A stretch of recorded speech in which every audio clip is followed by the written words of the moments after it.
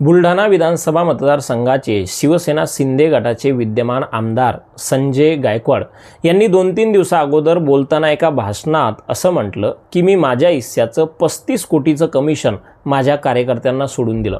म्हणजे तुम्ही विचार करा की हे सन्माननीय आमदार महोदय स्वतःच्या हिस्स्याचं 35 कोटीचं कमिशन जर कार्यकर्त्यांच्या नावावर सोडू शकतात, तर हे स्वतः मागच्या काही वर्षात किती कोटीचं कमिशन यांनी कमवलं असेल किंवा खाल्लं असेल।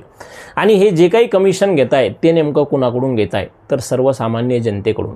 पण दुर्भाग्याची गोष्ट आहे, या संवैधानिक पदावर बसलेल्या गायकवाड साहेबांनी इतकं बेताल वक्तव्य करूनही त्याच्यावर या राज्याचे मुख्यमंत्री असतील किंवा उपमुख्यमंत्री असतील एक शब्दही काढत नाही। त्याचं कारण ते दोघंही मजबूर आहेत। जेव्हा एकनाथ शिंदे साहेबांनी शिवसेना फोडली होती तेव्हा याच संजय गायकवाडांनी त्यांची साथ दिली होती। त्यामुळे एकनाथ शिंदे संजय गायकवाडांवर कधीच कारवाई करणार नाहीत, कारण त्यांचं एकमेकांबद्दल प्रेम आहे। संकटाच्या काळात, फोडाफोडीच्या काळात त्यांनी एकमेकांना साथ दिलेली आहे, त्यामुळे ते काहीही बोलणार नाही। वर देवेंद्र फडणवीसही यावर काहीच बोलू शकत नाही, कारण जेव्हा भारतीय जनता पार्टी विरोधी पक्षात होती तेव्हा याच एकनाथ शिंदे साहेबांनी आणि संजय गायकवाडांनी शिवसेना फोडली आणि त्यांना साथ दिली, सत्तेत आणलं। त्यामुळे यांचं एकमेकांच्या स्वार्थासाठी किंवा प्रेमासाठी चाललेलं हे राजकारण महाराष्ट्राच्या जनतेसाठी किंवा महाराष्ट्रासाठी कायम नुकसानदायक ठरतं। आणि ही लोक स्वतःचं स्वार्थ कायम पहिल्यांदा ठेवतात आणि महाराष्ट्राला किंवा महाराष्ट्राच्या जनतेला गृहीत धरतात किंवा आपण काहीही केलं तर जनता त्यावर काहीच करू शकणार नाही असा एक भ्रम स्वतःच्या डोक्यामध्ये पाळतात। अशी सध्या महाराष्ट्राची एकंदरीत परिस्थिती आहे। सध्या महाराष्ट्रातील सर्वसामान्य लोक वेगवेगळ्या प्रकारचे व्हिडिओ पाहण्यामध्ये व्यस्त आहेत। त्यामुळे एखादा आमदार अशा प्रकारचं बेताल वक्तव्य करतो त्यावर बोलायला कुणालाही वेळ नाही। खरं तर हे वक्तव्य खूप गंभीर आहे, कारण जर तुम्ही 35 कोटी इतकी मोठी संख्या आपण कार्यकर्त्यांना सोडून दिली असं म्हणताय, याचा अर्थ तुम्ही स्वतः किती पैसे कमवले असतील हा खूप मोठा प्रश्नार्थ चिन्ह आहे। हा आकडा कदाचित किती मोठा असेल याचा सर्वसामान्य माणूस कल्पनाही करू शकत नाही। एवढंच नाही तर हे संजय गायकवाड मागच्या काही वर्षात वारंवार अशा प्रकारची बेताल वक्तव्य करतात। दुर्भाग्य आहे की एका संवैधानिक पदावर बसलेला व्यक्ती काहीही या देशामध्ये बोलतो, जर संवैधानिक पदावर बसलेल्या लोकांना संविधानाबद्दल काही किंमत नसेल तर सर्वसामान्य माणसानं नेमकं बघायचं कुणाकडे। 2024 सप्टेंबर 2024 मध्ये या संजय गायकवाडांनी एक बेताल वक्तव्य केलं होतं की देशाचे जे विरोधी पक्ष नेते आहेत राहुल गांधी यांच्याबद्दल यांनी एक वक्तव्य केलं होतं की जो राहुल गांधींची जीभ कापेल त्याला मी 11 लाख रुपयाचं बक्षीस देईल। एका राज्यातील एका छोट्याशा मतदारसंघाचा आमदार अशा प्रकारचे बेताल वक्तव्य करतो देशाच्या विरोधी पक्ष नेत्याबद्दल, पण दुर्दैवानं त्यावर त्याचे प्रमुख नेते काहीच बोलत नाही। म्हणजे खूप वाईट परिस्थिती आहे, कारण राजकारणामध्ये एक संस्कृती, साम दाम दंडभेद या गोष्टी खूप महत्त्वाच्या आहेत, तरच त्या गोष्टीची किंमत राहील आणि सर्वसामान्य माणसांना या राज्यकर्त्यांबद्दल इज्जत राहील।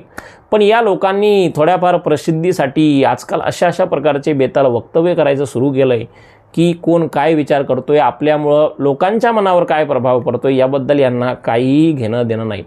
एवढंच नाही तर आता मागच्याच वर्षी एकदा या संजय गायकवाडांनी जी काही आपली विधान भवनाची जी काही कॅन्टीन आहे त्यामध्ये एका आचार्याला मारहाण केली होती। तो व्हिडिओ उभ्या महाराष्ट्रानं पाहिला होता। आपण एक आमदार आहोत, आपण एखाद्या आचार्याला मारहाण करताय, म्हणजे खरंच हे एका प्रतिष्ठित जागेवर बसलेल्या व्यक्तीला शोभा देईल का, असा माझा एक साधा प्रश्न संजय गायकवाड यांना आहे की आपण त्यांच्यावर कारवाई करा, त्यांना त्या ठिकाणी त्या नोकरीहून काढा, पण या गोष्टी करण्याऐवजी आपण त्यांना डायरेक्ट मारताय आणि ते पण बुक्यांना मारताय। म्हणजे खरंच वाईट परिस्थिती आहे। खरं तर मी नेहमी सांगतो की कुठलाही व्यक्ती जेव्हा संवैधानिक पदावर असतो तेव्हा त्यांना आपल्या पदाची गरिमा खराब होणार नाही। आपल्या पदाची जी काही प्रतिष्ठा आहे, आपली स्वतःची प्रतिष्ठा असेल नसेल तो वेगळा भाग आहे, पण आपण ज्या खुर्चीवर बसलेत, ज्या लोकांनी आपल्याला मतदान केलं आहे त्याची तरी आपण किंमत ठेवली पाहिजे आणि त्यानुसार आपण वागलं पाहिजे। हे राजकारणामध्ये खूप महत्त्वाचं आहे आणि महाराष्ट्राची संस्कृती जपण्यासाठी खूप जास्त महत्त्वाचं आहे। एवढंच नाही तर या संजय गायकवाडांनी एकदा भाषणात बोलताना कुठल्या तरी स्थानिक निवडणुकीत आपण 3 करोड रुपये खर्च केले असंही वक्तव्य केलं। त्याच्यावरही काही होत नाही।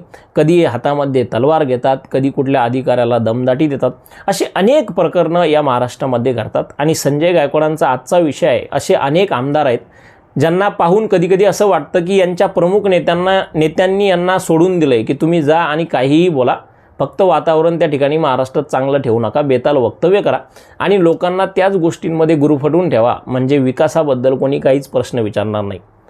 आणि खरंच ही एकंदरीत परिस्थिती आहे. कुठल्याही आमदाराला हा कधीच अधिकार नाही की आपण अशा प्रकारे कमिशन सर्वसामान्य लोकांकडून घेताय आणि जनतेसमोर ते सांगताय सुद्धा, आणि दुर्भाग्याची गोष्ट तिथं बसलेले लोक त्यावर टाळ्यासुद्धा वाजवतात. त्यामुळं खरंच गंभीर आहे जे काही चाललंय ते. आपण सर्वसामान्य माणसांनी या गोष्टींबद्दल विचार करणं गरजेचं आहे.